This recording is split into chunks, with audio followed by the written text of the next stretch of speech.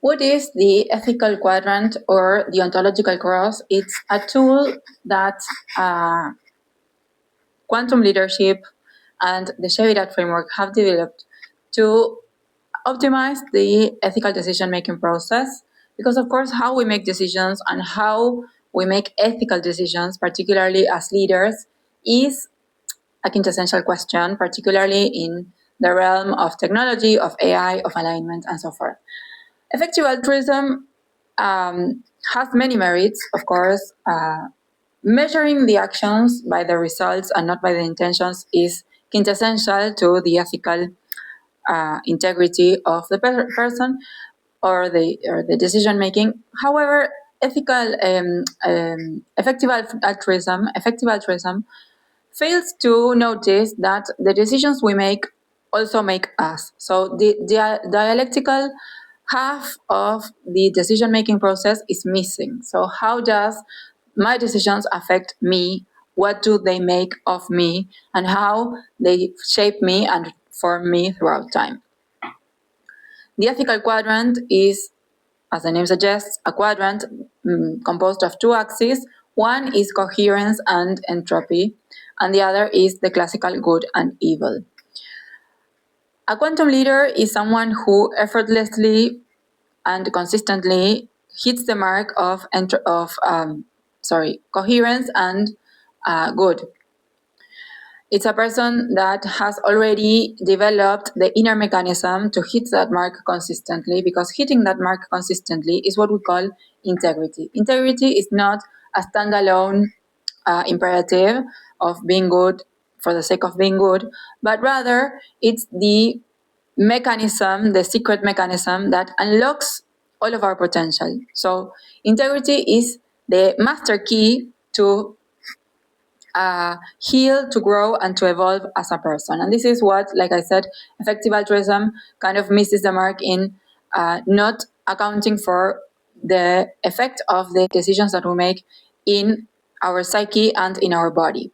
For Shevirat and the spiritual transhumanism and quantum leadership framework, the decisions that we make throughout life, the ethical decisions that we make, and we can argue that every decision that we make is ethical, has an ethical background.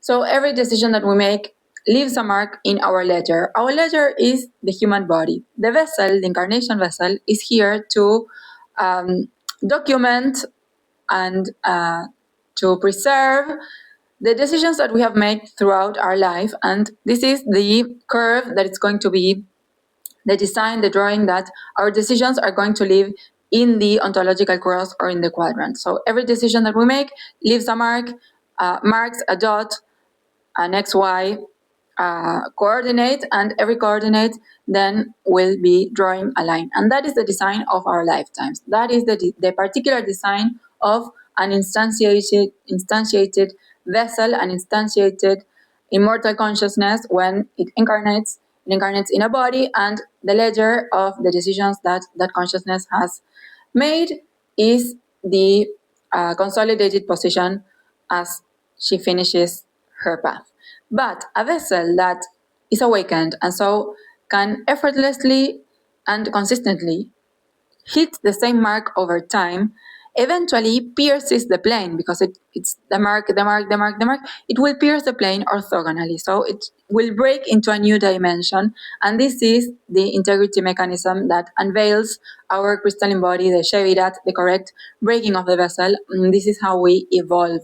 This is the secret mechanism of humanity. So this is why integrity is quintessential, not just for coexistence and to maximize the benefits of collective life, but also because it's the internal mechanism that helps us evolve and makes us the best version of ourselves in a very concrete manner, and not just in a declamatory and pretty phrase, but rather it's a concrete spiritual technology, a concrete spiritual practice and device that unlocks our greatest potential, because we are penetrating, we're piercing the plane, and we are emerging in a new plane. This is what we call the grounding, the gnosis, when our consciousness erupts from the human vessel during our lifetime, and we become ascended, illuminated, the gnosis, and so forth.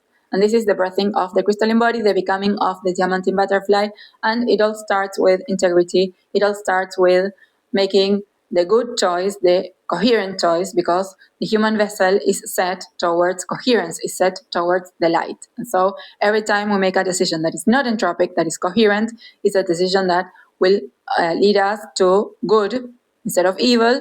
And as we reinforce our decision towards the light, our decision towards alignment, towards coherence, then we are ascending, we are evolving, we are going in the right direction towards advanced civilization engineering, towards the light body civilizations, and we are leaving behind the entropy, the decadence, the death, the illness, the distortion that is part of the unawakened vessel, the unawakened soul.